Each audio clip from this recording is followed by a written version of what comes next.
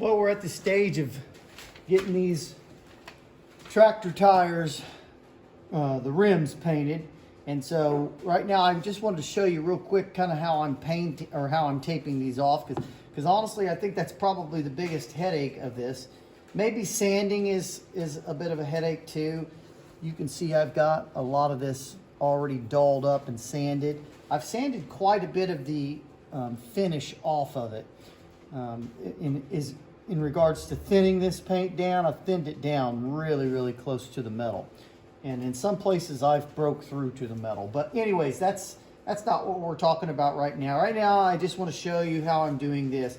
So I'm using this little thin tape. I got this at our local supply store, construction supply store, Menards.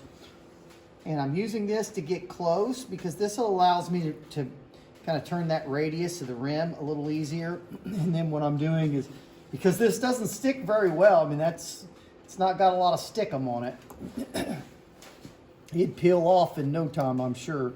So then I'm using a 1-inch tape, I believe it's 1 inch, yeah, 1-inch tape, blue tape, painter's tape, and I'm just going right over the top of that, not having to worry about getting right on the edge, of course, but then that also makes it a little wider so that when I put saran wrap or paper, I'm not sure what I'm going to put on this yet, probably going to try saran wrap, and then I'll tape the saran wrap right to the tape, and then my rim will be taped off and ready for prime and paint. So anyways, I'll put you in high speed time lapse, but just so you know, just kind of how I'm doing this.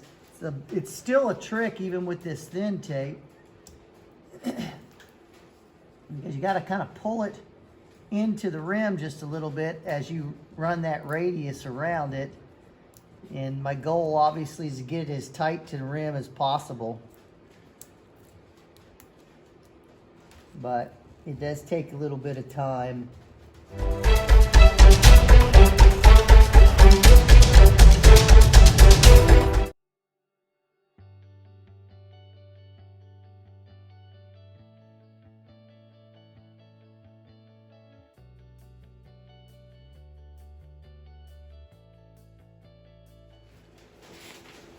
Don't forget your valve stems, of course. Go ahead and get those taped off while you're doing all this. I'll just use the bigger tape on that.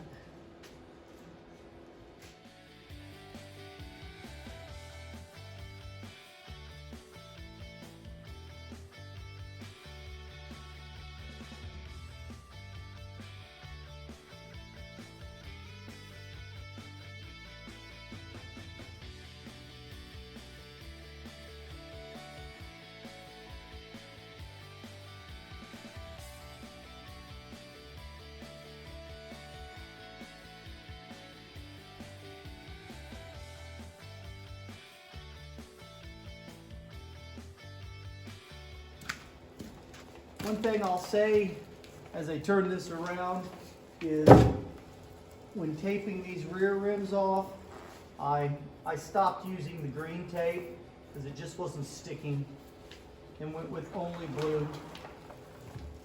So you may have issues like that as well. My blue tape seems to stick really well, but this green tape just barely sticks.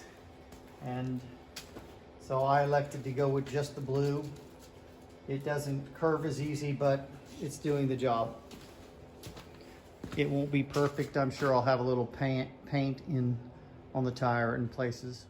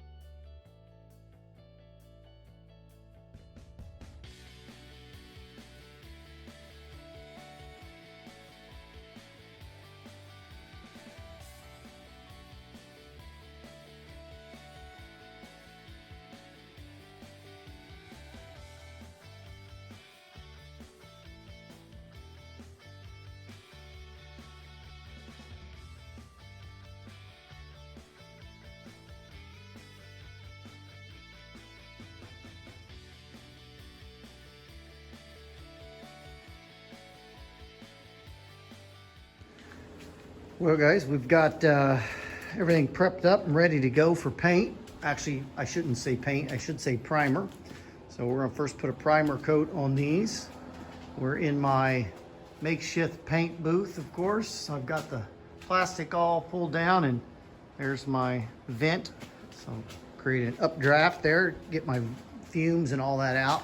I've got all the tires and rims set up, and then I've got the grill here. Got it elevated just a little bit off of this. Basically, I'll prime this inside part of the grill, and then I'll flip it and put a good coat on the other side. A couple coats probably. So got a few little odds and ends. I got a little gas cap right here. So let's get cracking. I've got got my primer already mixed up. Got my primer mixed up right here. So this is again that, it's that aerospace primer. Let's see if I can get a picture of it there. So aerospace primer. I got it cheap because it's expired, but they have really stringent requirements there for Boeing jets. And so what they can't use, I can use perfectly fine, and suits my needs. So you got the base, and then the catalyst is there, and then you mix it with water. It's a water base. So we got the gun ready to go. We're ready to shoot. So I'll set you up in the tripod and put you on time lapse.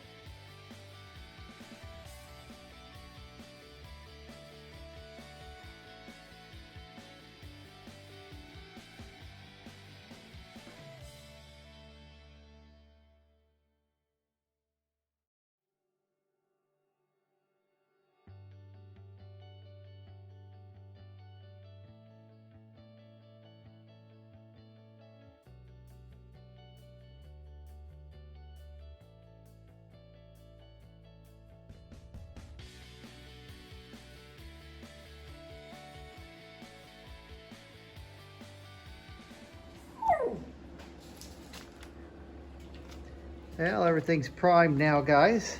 The grill turned out real nice. My main concern was getting the front of the grill primed really good. The back or the underside, I should say, is primed as well. Just I got probably a little thicker primer on the front, which is what I intended. Rims turned out real nice. They've got kind of a nice soft satin yellow finish to them right now. That's that PPG primer. Looks real good. And that one over there, of course, they're done on both sides. So tomorrow we'll be painting. So for you, that'll be like that. Well, as promised, guys, we're back. It's the next day, and I have mixed up my paint. It is ready to go. I've got about 40 ounces mixed here, maybe slightly over that. And I think that's going to be enough to do it. Got the hardener in there, and I've got just a little bit of thinner, and we're ready to go. So I'll put you on in time lapse, and we'll get cracking.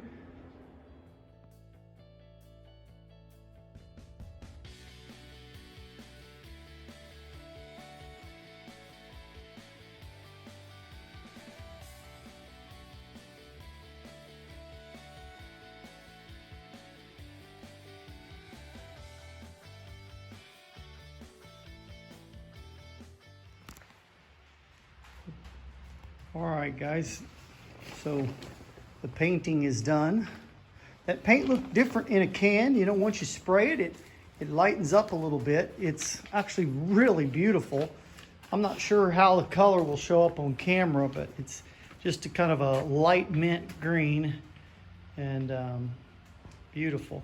I've got this one sitting down on the ground trying to prevent some runs. I did get some runs on this. I tried to put heavy, you can see a run right there. And I don't know what I'll do with that, probably nothing.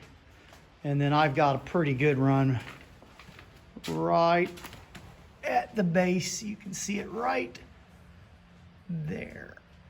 So again, don't know what I'll do with that. I've got other runs in different areas of the tractor as well. I've got that one sitting up, hoping that run will kind of flow out just a little bit.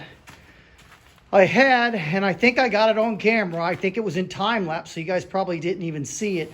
But if you look at the very end of my time lapse, you'll see when I was over here, well, actually I was spraying this tire, this rim that was here, and I went over here and put my gun in the small little vise that I use to hold it, a little portable vise, and I must have hit the cord or something on the hose and knocked the thing down, and all of my paint, I've just put some rosin paper on there, but I had just filled that up, and that thing fell and cracked open and then bled out the entire contents of that cup.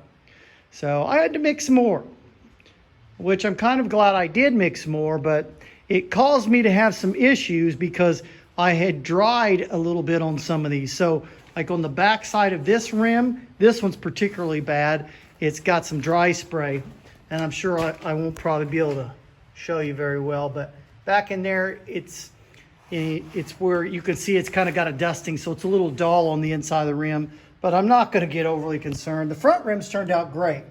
I don't know that I have any concerns or issues with the front rims. They laid down. Of course, again, I can manipulate them a lot easier than I can the rears. So we're going to let these sit for a while.